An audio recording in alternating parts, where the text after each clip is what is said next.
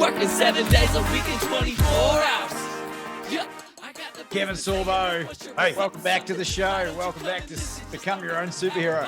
There you go. Good to see you, man. How are you doing? Ding ding, round two, brother. All right. Almost left you behind. Nah. Left I feel behind. like Rise of the Antichrist. I feel like Left Behind's happened already. You look at the craziness of the world, it feels like the rapture's already happened. What, are you optimistic for the future? I am. I think there's an awakening happening once again. I think we also talk about the majority, the silent majority. And I think every month there's more people out of the silent majority saying enough is enough. Because how far are we going to let people keep pushing the insanity, the indoctrination of the world? And so I do see more and more people saying this is just crazy, and people are starting to fight back. I saw an amazing video of some punk that tried to steal a guitar out of a guitar store. And he got tackled by one of the managers, and they beat the crap out of this guy. And I shouldn't cheer for that, but I'm so tired of watching these videos, especially out of California, where people walking in, stealing thousands of dollars worth of merchandise and walking out, nobody doing anything. Because California said, well, if they're taking less than $1,000, then don't arrest them. Well, how do you know? Are they stopping them and checking their tags to see how much all the merchandise they're stealing adds up to $1,000? What a stupid policy that state has. Did you hear what Governor Newsom wants to do about if you can prove as an African American you were a descendant of a slave? Have you heard this? He's going to give every person $5 million. Are you kidding me? I think every African American in America is going to move now to San Francisco. You'd be crazy not to. Although I do it. I do it. This is just stupidity. And will he end up doing it? Of course he won't. It's like Biden saying, hey, I'm going to make sure all students don't have to pay their student loan off. What have they done since? As a politician, you can promise anything and then not do it.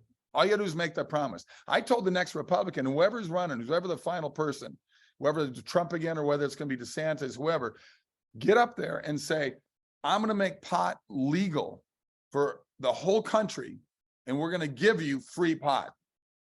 Every dude under 35 is going to vote for him. And then he doesn't have to do it. Yeah.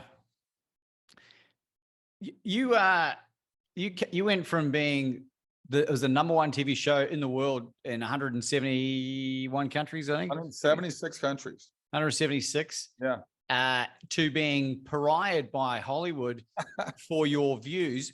How often do you get hate in real life on the street? Never. I think it's happened one time about 8 years ago at the LAX airport, where this crazy woman came up to me and started yelling at me, but I don't think she knew who I was. I think she was crazy. But you get a lot of hate. You get a lot of hate on the internet. I mean, Facebook took me down for posting the truth. 2 years ago, they took me down.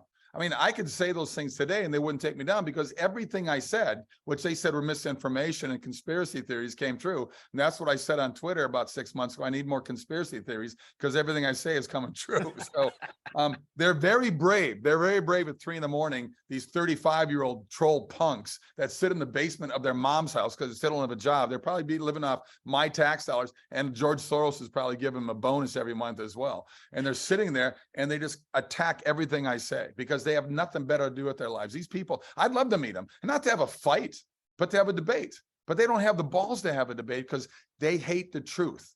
They hate it and they want to run from it, but they hate their lives and they hate who they are. And I guarantee they look in the mirror every day and hate what they see. And they want to drag down people like you and me into that little black hole that they live in. Oops, I'm sorry. Is that racist when I say black hole? They're going to get rid of that term now too. But anyway, they want to drag us down to live in that crappy world they live in, because they live in a world of no hope. And what a horrible place to live every day. So if anything, we should pray for these people. Well, it seems to me, Kevin, that it's godlessness that's driving a lot of this stuff, right? Sure. What are your thoughts? Oh, no question. You know, Walt Disney said back in the 1950s that movies and television will influence our youth. Well, look what happened in the 60s when you had the Vietnam War. You had the free love, the hippie movement, the drug culture, rock and roll, all these things. Look, I like rock and roll too, but all these things combined during that year. And what did Hollywood do? They started making the hero was the bad guy.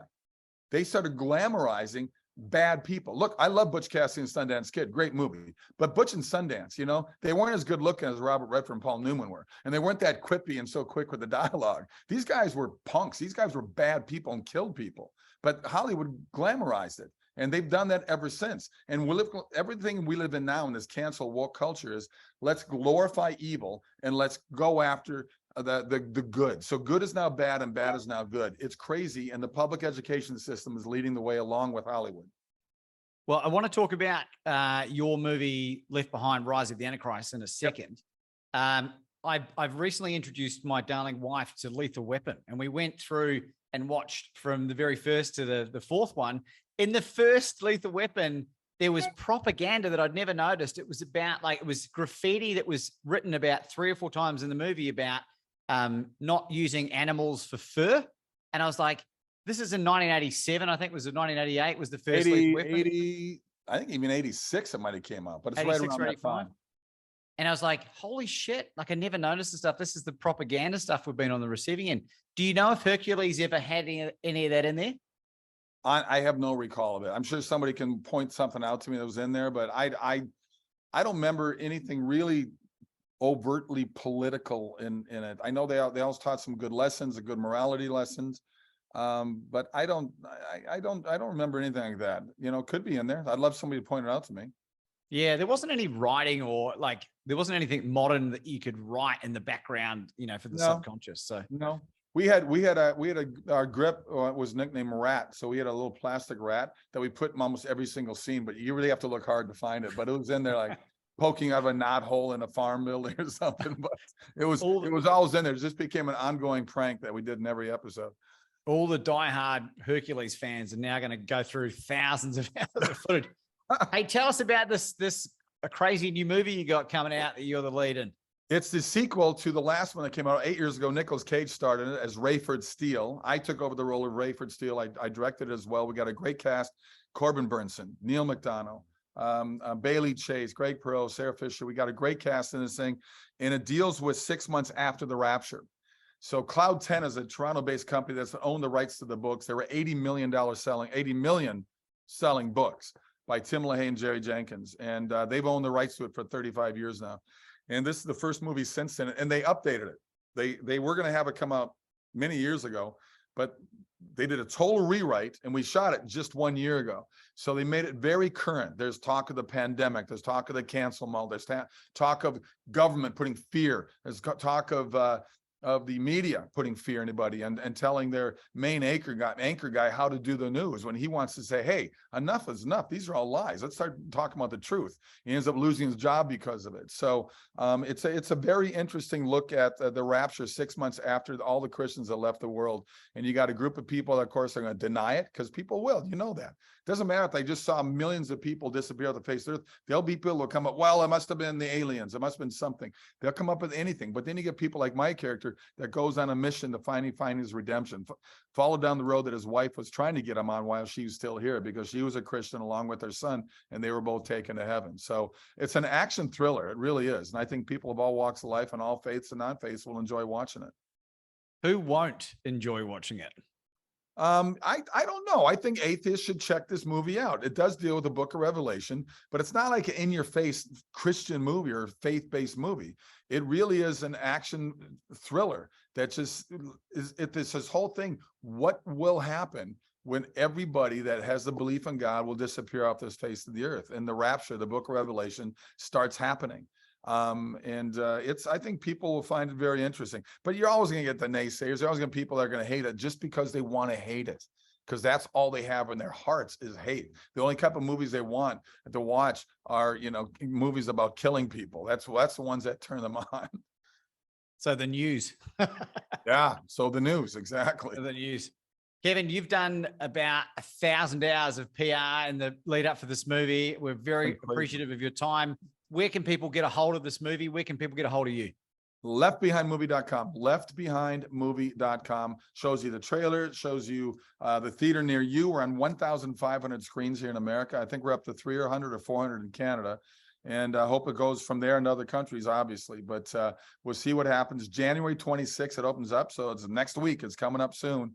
So people go support it and spread the word and get it out there. And to follow my wife and I at sorbostudios.com, sorbostudios.com. Sign up. We'll keep you up to date with other projects.